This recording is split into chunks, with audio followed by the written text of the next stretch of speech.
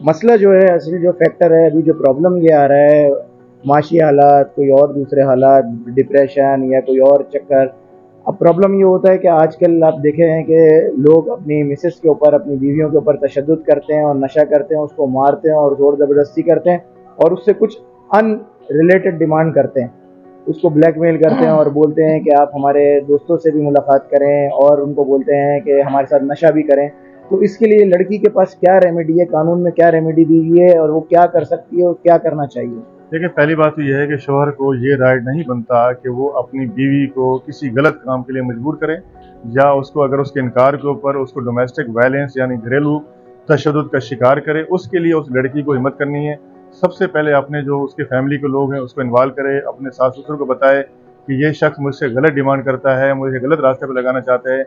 अगर वो उसकी सपोर्ट नहीं करते तो उसके बाद अपनी फैमिली को बताए, ताकि वहाँ पे उस मसले को हल करें। अगर वहाँ भी उसको कोई सुनवाई नहीं करता, हमारे पास पुलिस स्टेशन मौजूद हैं, हमारे पास फैमिली कोर्ट्स मौजूद हैं, हमारे पास जो है ना यहाँ जो है रेमेडीज मौजूद हैं कि आप डोमेस्टिक वायलेंस की कंप्लेन लेकर आए सेक्शन 7 की। उसमें आके उस शख्स के खिलाफ जो है ना, जो आपको तशद्दुद का निशाना बनाता है, गलत काम पे मजबूर करता है, उसके खिलाफ कंप्लेन फाइल करें। अदालत उसको नोटिस करेगी और उसके बाकायदा जो है ना उसको पनिश भी करेगी और साथ साथ जो है ना उसको रिस्ट्रेन भी करेगी कि जो है ना आपसे गलत काम भी नहीं करवाएगा और आपको घर के अंदर भी रखेगा। और ना सिर्फ आपको घर के अंदर रखेगा बल्कि उसको खर्चा भी देना पड़ेगा जो ना।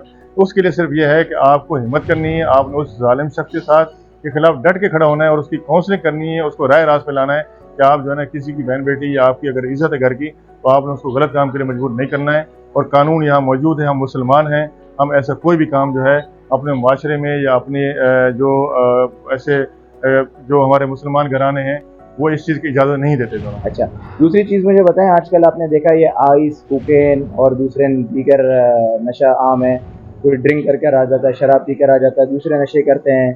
तो अब क्या ये बेगम और शौहर, मियाँ बीवी के रिलेशन के अंदर क्या वो नशा करके तशद्दुद कर सकता है? क्या ये कानून में इसकी कोई रेमेडी है हमारे पास? देखिए, जब शौहर पहली दफ़ा बीवी के ऊपर हाथ उठाए तो मैं समझता हूँ कि सबसे पहले बीवी को उसका हाथ रोकना चाहिए, उसको कानून का सहारा लेना चाहिए, उसको शटअप कॉल देनी चाहिए। अगर एक दफ़ा उसने हाथ उठाया और उसके बाद आपने उसको कुछ नहीं कहा तो उसका रोज़ का मामूल बन जाएगा। चाहे उसके लिए जो है आपको कुछ भी करना पड़े, आप कानून का सहारा लें, आप पुलिस को बुलाएं उसी टाइम की ये शख्स नशे की हालत में है, इसको आप ले जाएं, इसका मेडिकल कराएं, उसके खिलाफ कानूनी कार्रवाई करें। अगर आपने एक दफ़ा उसको माफ़ कर दिया, 2 दफ़ा कर दिया, तीसरे दिन डेफिनेटली वो आपके ऊपर हावी हो जाएगा। ना सिर्फ आपको तशद्दुद का निशाना बनाएगा बल्कि आपकी जान भी ले सकता है वो। अच्छा, लोग समझते हैं कि जो एक्शन होता है बहुत देर बाद होता है, बहुत दिनों बाद होता है। क्या ये प्रॉम्प्ट एक्शन होता है? देखिए, जल्द से जल्द कैसे रेमेडी, जल्द से जल्द कैसे मिल सकता है? बिल्कुल जो है ना ये प्रॉम्प्ट एक्शन होता है। उसके लिए आप 15 पे कॉल कर सकते हैं, आप मुतलका पुलिस स्टेशन को बता सकते हैं। हमारे को वुमन पुलिस स्टेशन हैं। आजकल तो बड़ा आसान है, आपके पास जो है ना हर तरह की हेल्पलाइन मौजूद है, साइबर क्राइम भी मौजूद है आपके पास।